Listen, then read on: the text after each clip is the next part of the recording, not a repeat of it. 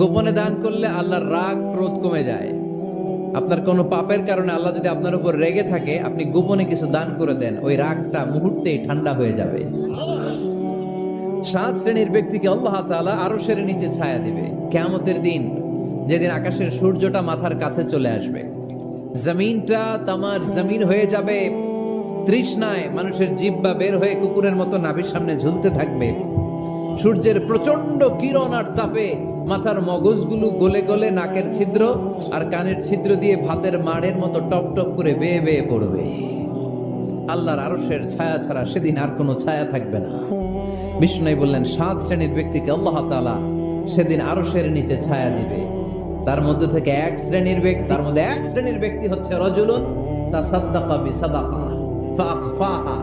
এক শ্রেণীর ব্যক্তি হচ্ছে ওই ব্যক্তি যে গোপনে আল্লাহর জন্য দান করে। হাত্তা লা তা'লামু শিমালুহু মা তুনফিকু ইয়ামিনুহু, এমন গোপনে এসে আল্লাহর রাস্তায় দান করে দেয়, তার ডান হাত কি দান করেছে বাম হাত টের পায় না। ডান হাত কি দিল বাম হাত দেখে নাই। অন্য মানুষ জানা তো দূরের কথা, এই গোপন দান আমার আল্লাহর কাছে খুব প্রিয়।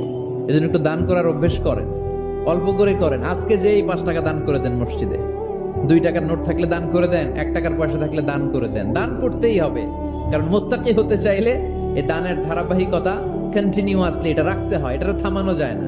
সময় ভালো বেশি দিলাম, সময় খারাপ কম দিলাম, কিন্তু দিতে হবে। তোমার আর তোমার আল্লাহর মাঝে কোনো গোপন আমল আছে নাকি যেটা আল্লাহ ছাড়া কেউ জানে না?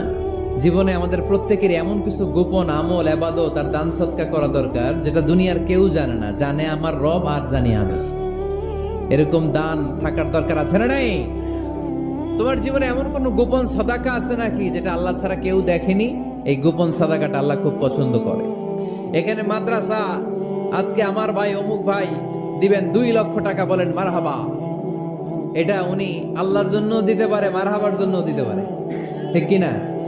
কিন্তু রাতের আধারে রাস্তার পাশ দিয়ে হেঁটে যাচ্ছেন, মসজিদের দান বাক্সটা লেখা, উপরে সাইনবোর্ডে লেখা মুক্ত হস্তে আল্লাহর ঘরের জন্য দান করুন। কেউ নাই, কাক পক্ষী নাই। রাত বাজে 2টা, হঠাৎ করে পকেট থেকে 1000 টাকার বা 100 টাকার কচকচে নোটটা আপনি দান করে দিলেন। ওই দানটা 1 কোটি টাকার দানের চেয়েও বড় দান। কারণ দুনিয়ার কেউ তখন দেখে নাই, দেখেছে কে? কেউ যেটা দেখে না সেটা দেখে কে? কেউ যেটা জানে না সেটা জানে কে? সবার চোখ ফাঁকি দেয়া গেলেও আমার আল্লাহর চোখ ফাঁকি দেয়া যায়? এজন্য দান করতে হবে একজনের খুশির জন্য। তিনি কে? এজন্য রাব্বুল আলামিন বলেন, মাসালুল্লাযীনা ইউনফিকুনা